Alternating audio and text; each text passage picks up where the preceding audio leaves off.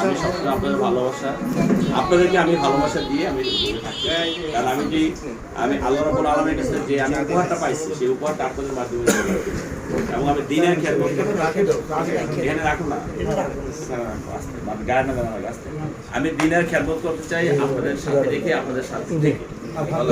আমি নিজে তো একজন মানুষ না বা আমি ধর্ম সম্মান কতটুকু জানি, কিন্তু আমি যতটুকুই জানি সেটা আপনাদের মাধ্যমে ইমপ্লিমেন্ট করতে, এটা হলো আমার বক্তব্য। আর সবসময় আমাকে পাশে পাবেন, হয়তো আমার তো অর্থবিত্ত নাই, কিন্তু আপনাদের পাশে থাকার জন্য একজোট পরিমাণ কৃপণতা হবে।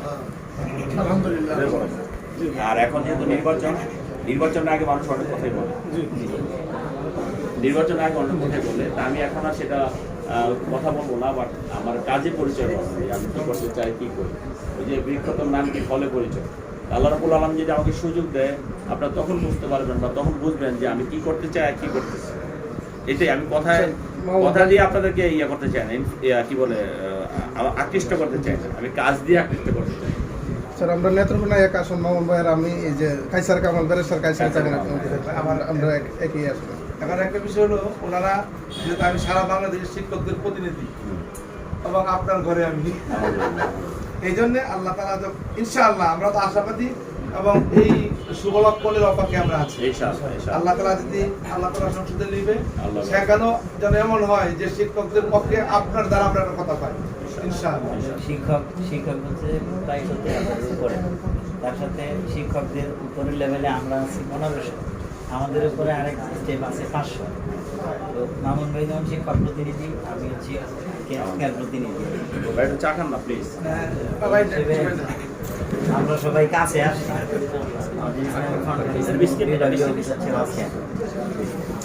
নেত্রীর জন্য আমাদের বিমানে যে কয়টা মসজিদ আছে সারা বাংলাদেশে প্রত্যেক ভক্তি তো এটা একদম বাধ্যতামূলক অভিষেক।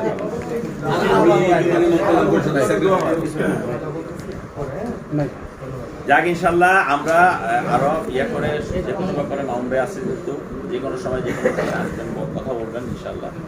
আপনাদের একটা উপমা দেই, ভাইয়ের মানে উদারতা কতটুকু আমাদের প্রতি, নমিনেশন পাওয়ার দিন ওই দিন তো ভাই ফোন ধরবে দূরের কথা, মানুষের ঠেলা দেখাই তো পারছে না, ওই দিন আমার সাথে কথা হয়েছে আলহামদুলিল্লাহ যে ভাই আল্লাহ চেষ্টা করি। এই যে একটা ভালোবাসা আর কতটুকু চাই বলেন, একটা পলিটিক্যাল লোক এই যে আমাদের ওলামায়ে কেরামকে যেভাবে উনি যখন তখন আমরা যে কোনো বিষয়ের ব্যাপারে কথা বলতে, কারণ একটা মানুষ ফোন ধরে করে তো অপেক্ষা করে যে ফোনটা তো করে আমাকে সাথে ভালো হোক খারাপ হোক যদি একটা কথা বলা যায়, যদি বেশি ওনার ইম্পর্টেন্ট না হয় বলবো পরে করি।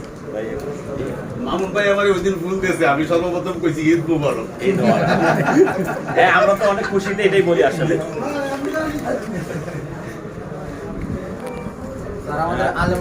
ওনার ছেলে কিন্তু আবার আলিম হইতে না আমার মেয়ে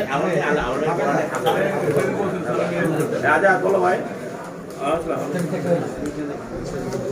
আসি ভাইয়া।